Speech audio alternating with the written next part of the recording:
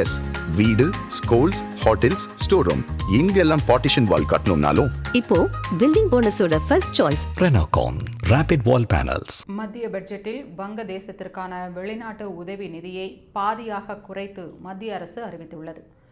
ஆண்டுதோறும் மத்திய அரசு தாக்கல் செய்யும் பட்ஜெட்டில் பூட்டான், நேபாள், இலங்கை, மாலத்தீவு, ஆப்கானிஸ்தான், மியான்மர் மற்றும் ஆப்பிரிக்கா உள்ளிட்ட நாடுகளுக்கு நிதி ஒதுக்கப்பட்டு வருகிறது. இந்நிலையில் வங்கதேசத்தில் இந்துக்கள் தொடர்ந்து கொல்லப்பட்டு வருவதை தடுக்காமல் அந்நாட்டில் உள்ள இடைக்கால அரசு இந்தியாவுடன் மோதல் போக்கை கடைபிடித்து வருகிறது. இதனால் வங்கதேசத்திற்கு ஒதுக்கப்படும் நிதியை மத்திய அரசு பாதியாக குறைத்துள்ளது.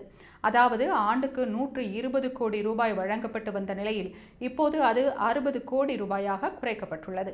கடந்த ஆண்டு ஒதுக்கப்பட்ட 120 கோடி ரூபாயில் 34.48 கோடி ரூபாய் மட்டுமே செலவிடப்பட்டது. இந்தியாவின் பக்கத்து நாடுகளுக்கான மொத்த நிதியுதவி 5686 கோடி ரூபாயாக அதிகரிக்கப்பட்டுள்ளது.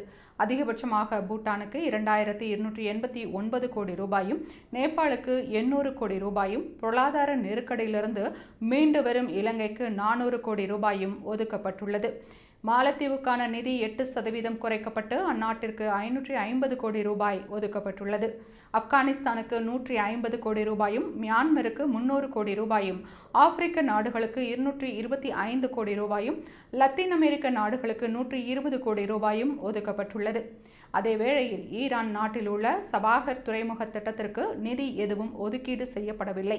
ஆப்கானிஸ்தான் மற்றும் மத்திய ஆசிய நாடுகளை இணைக்கும் மிக முக்கியமான திட்டமாக இது இருந்தாலும் சர்வதேச புவிசார் அரசியல் காரணங்களால் இத்திட்டத்திற்கு எந்த நிதியும் ஒதுக்கப்படவில்லை.